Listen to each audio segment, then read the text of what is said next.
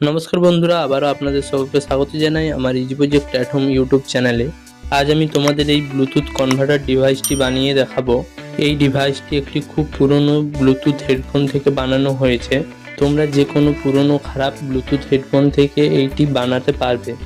এই কনভার্টারটার মাধ্যমে তোমরা বিভিন্ন অ্যাম্পলিফায়ার, যেগুলিতে AUX-এর জ্যাক রয়েছে, সেরকম অ্যাম্পলিফায়ার এবং তার সাথে সাথে এখনকার নতুন ডিজাইনের যে মোবাইলগুলো যেগুলিতে অডিও জ্যাক থাকে না, সেই সমস্ত ডিভাইস থেকে তোমরা মিউজিক শুনতে পারবে। এখানে আমি 3.7 ভোল্টের লিথিয়াম ব্যাটারি ইউজ করেছি বলে একটু বড় হয়েছে, নয়তো তোমরা যদি এই হেডফোনের 3.7 ভোল্টের ব্যাটারি ইউজ করো তাহলে এই ডিভাইসটি আরও ছোটোর মধ্যে হয়ে যাবে। তোমরা ভিডিওটা স্কিপ না করে পুরোটা দেখো, তাহলে যে কোনো ব্লুটুথ ডিভাইস খারাপ থাকলে সেগুলি থেকে তোমরা এরকম কনভার্টার বানাতে পারবে। তো বন্ধুরা, এই ডিভাইসটি ভালো লাগলে অবশ্যই ভিডিওটিতে একটি লাইক করে দিও। আর বন্ধুরা, এটি বানানোর পর আমি একটি সার্কিট ডায়াগ্রাম এই ভিডিওতে দিয়ে দেবো। তো চলো এটি বানানোর জন্য কি কি প্রয়োজন রয়েছে তা দেখে নেওয়া যাক। এটি বানানোর জন্য প্রয়োজন হবে ব্লুটুথ হেডফোনের একটি বোর্ড, বা তোমরা একটি ব্লুটুথ মডিউলও ইউজ করতে পারো। আমি এই যে এখানে ব্লুটুথ হেডফোনের সার্কিটটি ইউজ করছি, এটাতে চার্জিং পিনও নেই, তো সেই জন্য প্রয়োজন হবে এর সাথে একটি চার্জিং পিন।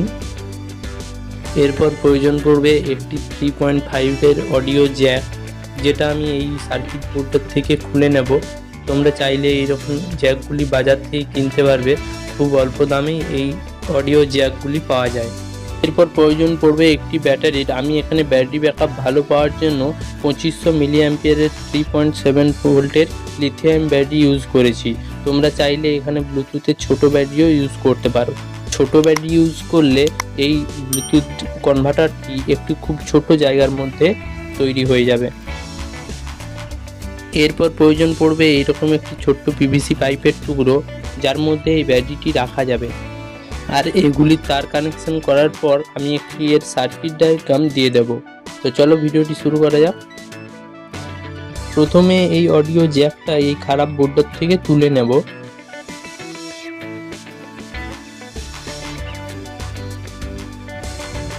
তারপর এইরকম একটি ছোট্ট PVC-তে এটা বসিয়ে নেব সাপোর্টের জন্য।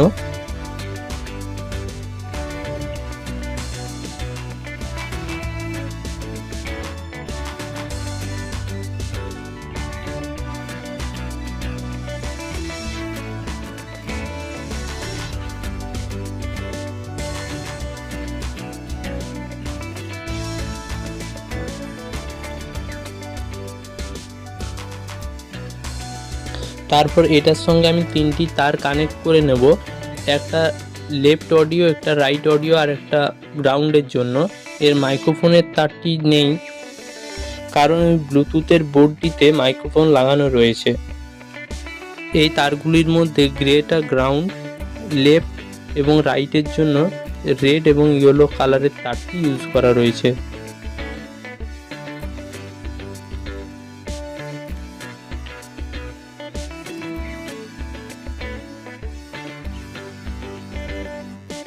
এরপর এই সোল্ডার করা বোর্ডটি এই PVC পাইপটির মধ্যে বসিয়ে নিচ্ছি।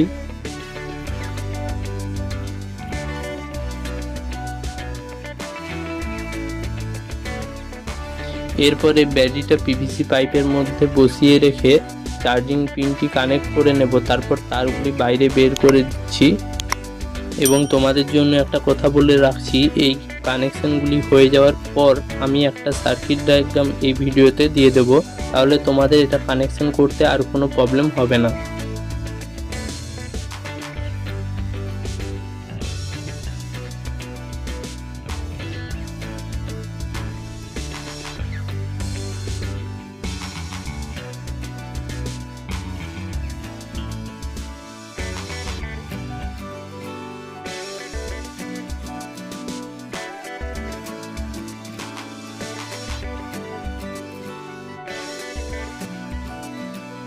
তো দেখো, এখানে তারগুলি আমার বের করা হয়ে আছে।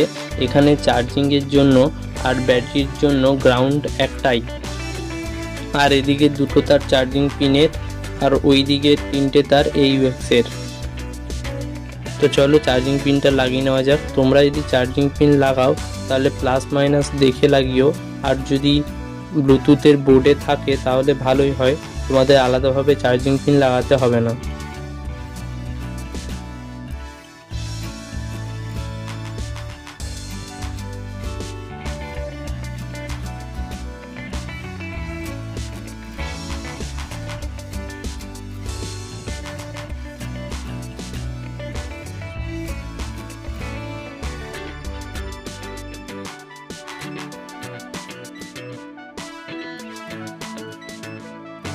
এরপর এই ব্লুটুথ বোর্ডটির সাথে চার্জিংয়ের AUX এর এবং ব্যাটারির কানেকশানগুলি লাগিয়ে নেব। এই বোর্ডের ওপরে সেইগুলি সব লেখা রয়েছে। তবে তোমাদের একটা কথা বলে দিই, এখানে লেফট রাইট যে স্পিকারের কানেকশানগুলি সেগুলি কমন রয়েছে, মানে এখানে একটি স্পিকারের লাইনই বার করা রয়েছে। সেই জন্য এখানে লাল তারটা আর হলুদ তারটা যেটা AUX এর, সেই দুটো একসঙ্গে করেই লাগানো হবে। তবে আমি এরপর যে সার্কিট ডায়াগ্রামটা দেখাবো তাতে আমি আলাদাভাবে কানেকশন করে দেখাবো, যেটা নর্মালি ব্লুটুথ বোর্ডে থাকে। তো চলো ঝটপট কানেকশনগুলি করে নেওয়া যাক, তারপর তোমাদের আমি সার্কিট ডায়াগ্রামটা দেখিয়ে দিচ্ছি।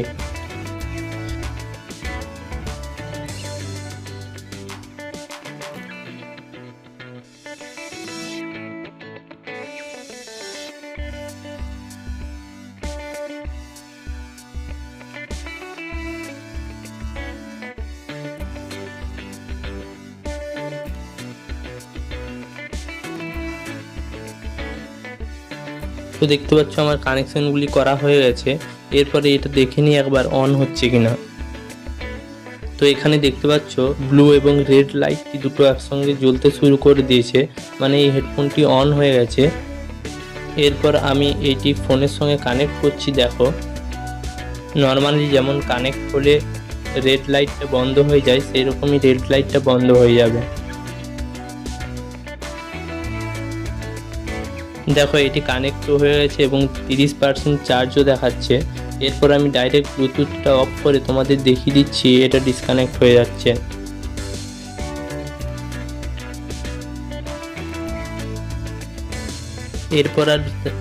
এরপর আর বেশি কিছু কাজ নেই। এরপর এটি বন্ধ করে নিচ্ছি এবং তারপর এর খোলগুলো আমি লাগিয়ে নিচ্ছি।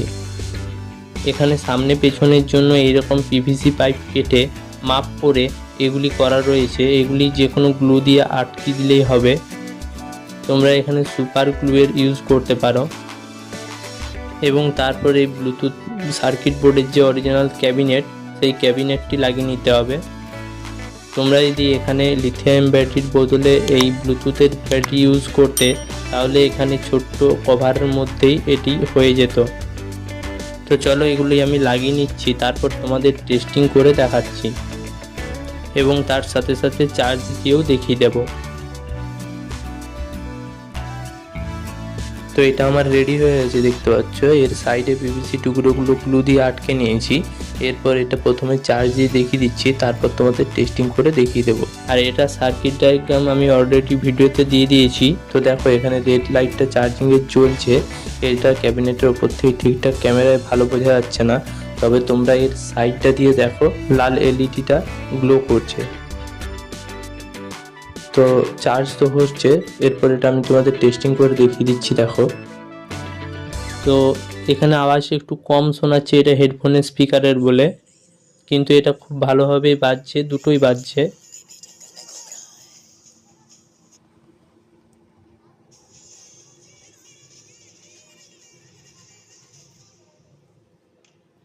এরপর আমি একটা ছোট্ট করে ক্লিপ তোমাদের আমি একটি AUX এর অ্যাম্পলিফায়ার মেশিনের সঙ্গে বাজিয়ে তোমাদের দেখিয়ে দিচ্ছি।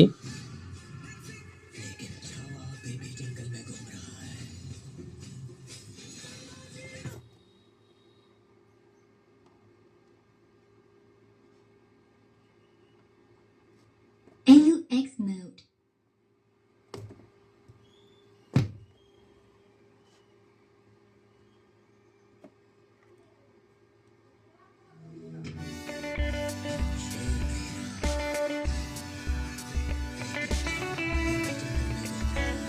তো দেখতে পেলে বন্ধুরা, তার দেওয়া হেডফোনেই হোক বা AUX মেশিনেই হোক, অ্যাম্পলিফায়ারেই হোক, খুব ভালোভাবে এটি কাজ করছে, খুব ভালোভাবে এটি শোনা যাচ্ছে।